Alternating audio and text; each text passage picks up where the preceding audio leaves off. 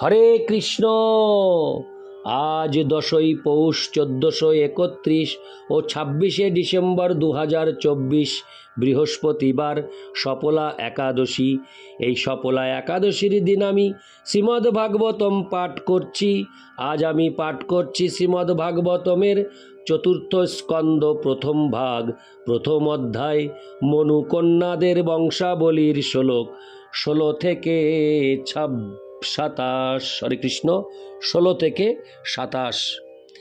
অডিওর শুরুতে আমি আমার সমস্ত ভক্তিমতী মা ও ভক্তবৃন্দের শ্রীচরণে নিবেদন করে বলছি যে আপনারা যারা আমার এই ভাগবতম পাঠ শ্রবণ করছেন তারা কৃপাপূর্বক একটি কমেন্টস করবেন।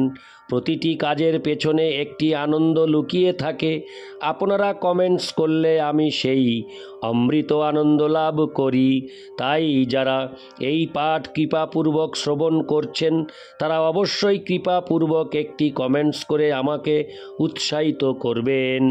এবং সবশেষে জীবনের পূর্ণতা এই চ্যানেলটিকে সাবস্ক্রাইব করে আমার পাশে থেকে আমাকে উৎসাহ ও আশীর্বাদ প্রদান করবেন।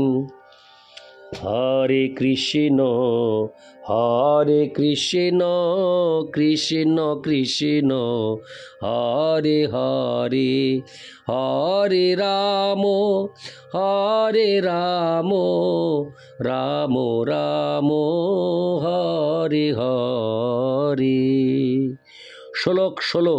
বিদুর উবাচ অত্রের গৃহে সুরশ্রেষ্ঠা স্থিতুৎপত্যন্ত হেতব হরে কৃষ্ণ কিঞ্চিদিকিরিষব যতা এতো দাক্ষাহি মে গুরো। অনুবাদ: তা শোনার পর বিদুর মৈত্রকে জিজ্ঞাসা করেছিলেন, হে গুরুদেব, ব্রহ্মা, বিষ্ণু এবং শিব, যারা সমগ্র সৃষ্টির সৃষ্টিকর্তা, পালনকর্তা এবং সংহারকর্তা, তারা অত্রি মুনির পত্নীর সন্তান কিভাবে হয়েছিলেন?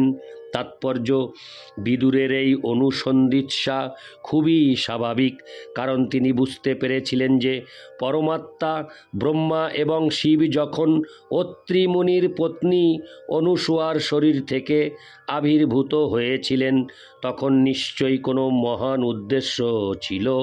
তা না হলে কেন তারা এইভাবে আবির্ভূত হবেন? ইতি শ্লোক 16। শ্লোক 17। মৈত্রেয় উবাচ ব্রহ্মণা চোদিত সৃষ্টাবত্রীর্ব্রহ্মবিদাং বর সহ পত্না যজাবৃক্ষং কুলাদ্রি তপসী স্থিত। অনুবাদ: মৈত্রেয় বললেন, অত্রিমুনি যখন অনুসূয়াকে বিবাহ করেন তখন ব্রহ্মা তাকে প্রজা সৃষ্টি করার আদেশ দেন। তখন অত্রিমুনি তার পত্নী সহ কঠোর তপস্যা করার জন্য ঋক্ষ নামক পর্বতের উপত্যকায় গিয়েছিলেন। ইতি শ্লোক 17। শ্লোক 18। তস্মিন প্রসূনস্তব কপোলা শাসোকাননে বার্ভি শ্রবদ্ভিরুদ ঘুষ্টে নির্বিন্দায়া সমন্তত। অনুবাদ: সেই পর্বতের উপত্যকায় নির্বিন্দা নামক নদী প্রবাহিত হচ্ছে। সেই নদীর তটে অশোক, পলাশ আদি পুষ্পবৃক্ষ পুষ্পগুচ্ছে সুশোভিত ছিল এবং সেখানে ঝর্ণার জল সর্বদা মধুর ধ্বনি উৎপন্ন করে প্রবাহিত হচ্ছিল। পতি এবং পত্নী সেই অতি সুন্দর স্থানে উপস্থিত হয়েছিলেন। ইতি শ্লোক 18। শ্লোক 19। প্রাণায়ামেন সংযম্য মনো বর্ষশতং মুনি অতিষ্ঠদেকোপাদেন নির্দ্বন্দ্ব নীল ভোজন। অনুবাদ: সেই মহর্ষি সেখানে প্রাণায়াম অভ্যাসের দ্বারা তার মনকে একাগ্র করেছিলেন এবং এইভাবে তার সমস্ত আসক্তি সংযত করে এক পায়ের উপর দণ্ডায়মান হয়ে কেবল বায়ু আহার করে 100 বৎসর তপস্যা করেছিলেন। ইতি শ্লোক 19। শ্লোক 20। শরণং তং প্রপদ্যেহং য এব জগদীশ্বর প্রজামাত্র সমাং মহং প্রযচ্ছতীতি চিন্তয়ন। অনুবাদ: তিনি কামনা করেছিলেন, আমি যার শরণ গ্রহণ করেছি সেই জগদীশ্বর কৃপাপূর্বক আমাকে ঠিক তারই মতো একটি পুত্র প্রদান করুন। তাৎপর্য: এখানে মনে হয় যে মহর্ষি অত্রি মুনির পরমেশ্বর ভগবান সম্বন্ধে বিশেষ ধারণা ছিল না।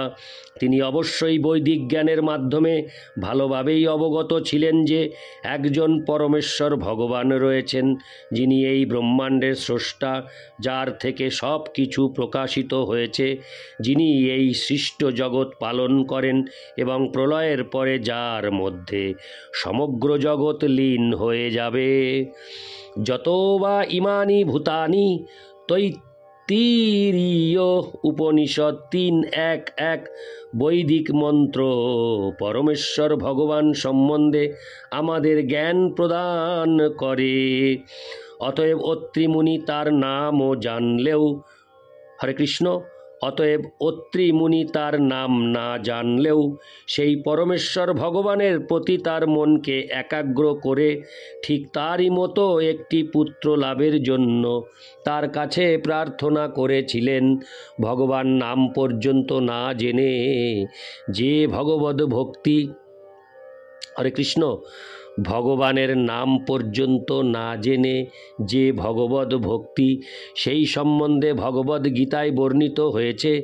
ভগবান সেখানে বলেছেন যে 4 প্রকার সুকৃতি সম্পন্ন মানুষ তাদের ঈপ্সিত বস্তু লাভের আশায় তার ভজনা করেন।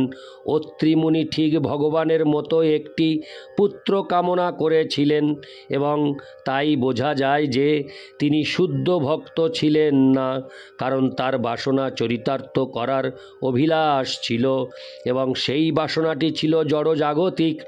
যদিও তিনি ঠিক পরমেশ্বর ভগবানের মতো একটি পুত্র কামনা করেছিলেন, সেই বাসনাটি ছিল জড়জাগতিক, কারণ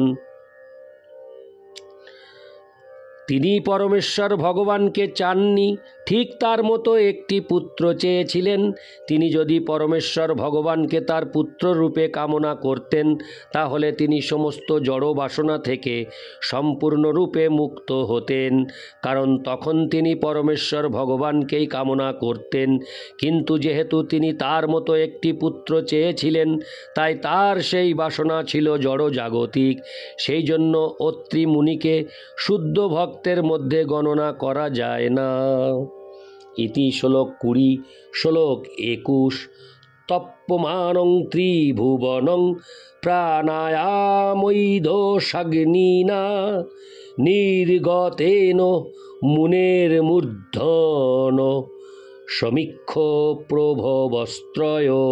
অনুবাদ: অত্রি মুনি যখন এইভাবে কঠোর তপস্যায় যুক্ত ছিলেন, তখন প্রাণায়ামের প্রভাবে তার মস্তক থেকে এক প্রজ্বলিত অগ্নি নির্গত হয়েছিল এবং ত্রিভুবনের 3 জন মুখ্য দেবতা সেই অগ্নি দর্শন করেছিলেন।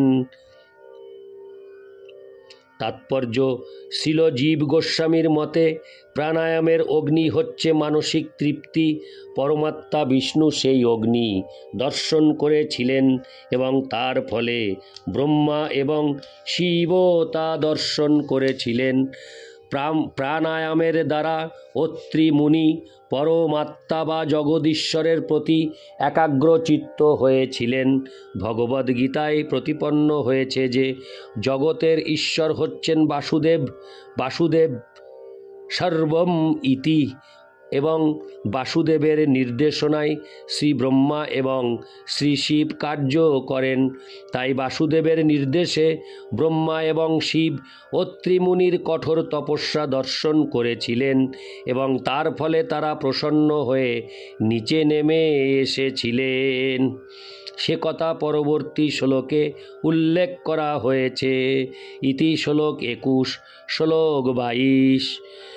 অপ্সর মুনি গন্ধর্ব সিদ্ধ বিদ্যাধরগৈ বিতায়মান যশস্তদাশ্রম পদং যজু।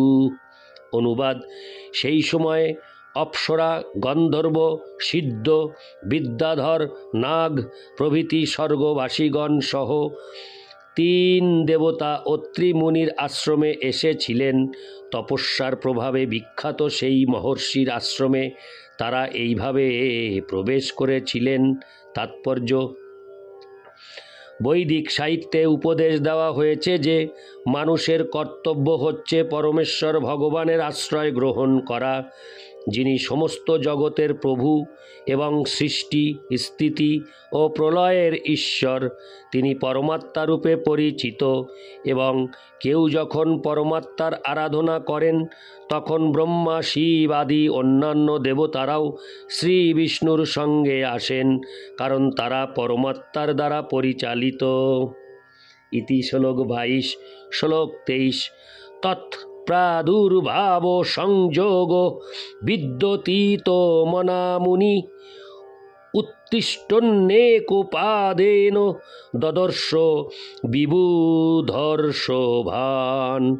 অনুবাদ: ঋষি এক পায়ে দাঁড়িয়েছিলেন, কিন্তু সেই 3 জন দেবতাদের একত্রে তার কাছে আসতে দেখে তিনি এত প্রসন্ন হয়েছিলেন যে অত্যন্ত কষ্ট হওয়া সত্ত্বেও তিনি এক পায়ে তাদের কাছে গিয়েছিলেন।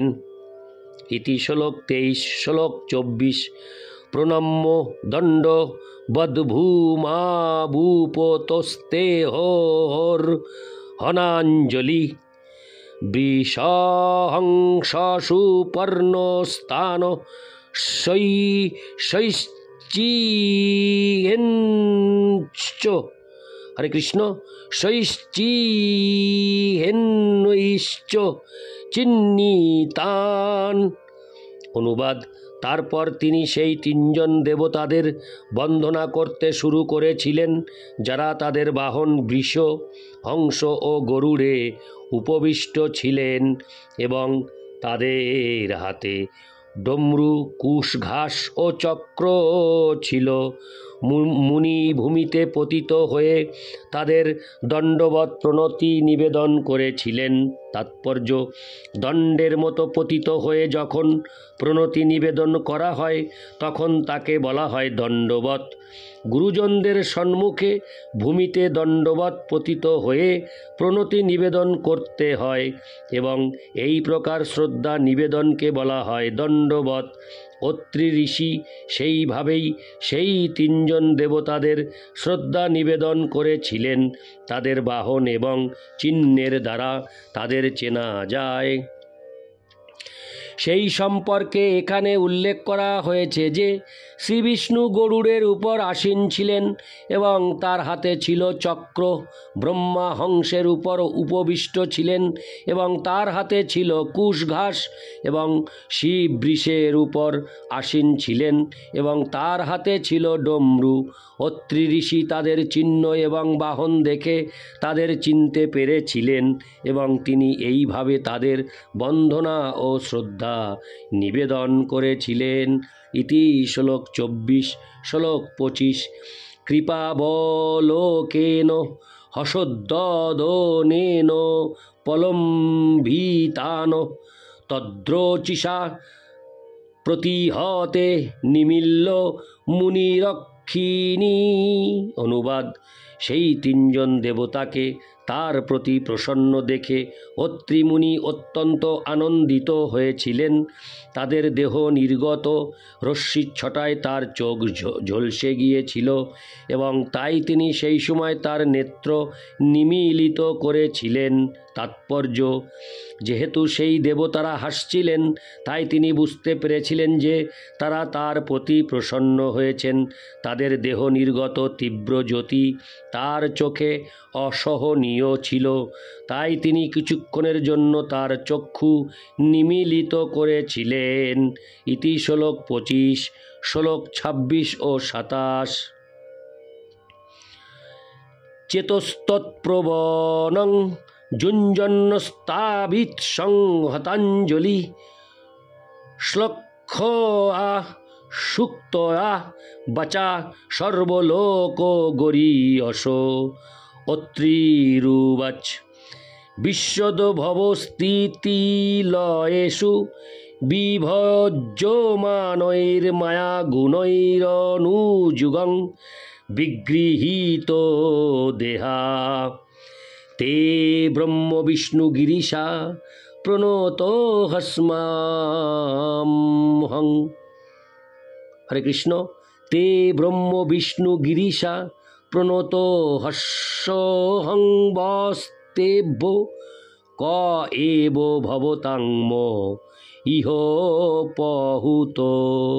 অনুবাদ: কিন্তু যেহেতু তার হৃদয় পূর্বেই সেই দেবতাদের প্রতি আকৃষ্ট ছিল, তাই তিনি কোনক্রমে সচেতন হয়ে কৃতাঞ্জলি পুটে মধুর শব্দের দ্বারা ব্রহ্মাণ্ডের প্রধান দেবতাদের বন্দনা করতে লাগলেন। মহর্ষি অত্রি বললেন, হে শ্রী ব্রহ্মা, শ্রী বিষ্ণু এবং শ্রী শিব, আপনারা প্রকৃতির 3 গুণ স্বীকার করে 3 ভাগে আপনাদেরকে বিভক্ত করেছেন। যেভাবে আপনারা প্রতিকল্পে জগতের সৃষ্টি, স্থিতি এবং প্রলয়ের জন্য করে থাকেন, আমি আপনাদের সকলকে আমার সশ্রদ্ধ প্রণতি নিবেদন করি এবং আমি আপনাদের কাছে জানতে চাই, আমার প্রার্থনার দ্বারা আপনাদের 3 জনের মধ্যে কাকে আমি আহ্বান করেছি।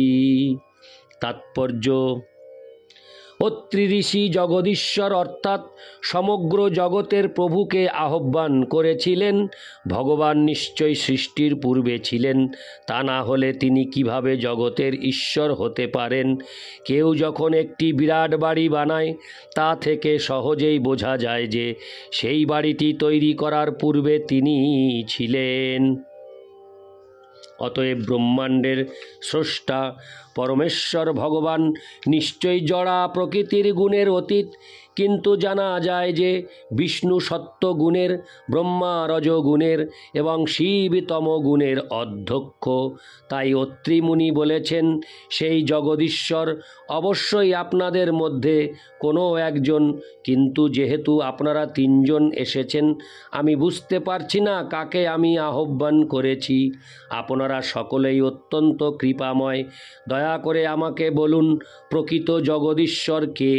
বাস্তবিক পক্ষে অত্রি ঋষি ভগবান শ্রীবিষ্ণুর স্বরূপ সম্বন্ধে সন্দিহান ছিলেন, কিন্তু তার দৃঢ় বিশ্বাস ছিল যে জগদীশ্বর মায়ার দ্বারা সৃষ্ট কোনো প্রাণী হতে পারেন না। তিনি কাকে আহ্বান করেছিলেন সেই সম্বন্ধে তার প্রশ্ন ইঙ্গিত করে যে ভগবানের স্বরূপ সম্বন্ধে তার সংশয় ছিল। তাই তিনি তাদের 3 জনের কাছেই প্রার্থনা করেছিলেন, দয়া করে আমাকে বলুন, ব্রহ্মাণ্ডের অপ্রাকৃত অধীশ্বর কে? অবশ্য তিনি নিশ্চিতভাবে জানতেন যে তারা 3 জনেই জগদীশ্বর হতে পারেন না, তবে জগদীশ্বর তাদের 3 জনের মধ্যে কোনো একজন হবেন। ইতি শ্লোক 26 ও 27। হরে কৃষ্ণ হরে কৃষ্ণ কৃষ্ণ কৃষ্ণ হরে হরে, হরে রাম হরে রাম, রাম রাম হরে হরে। হরে কৃষ্ণ।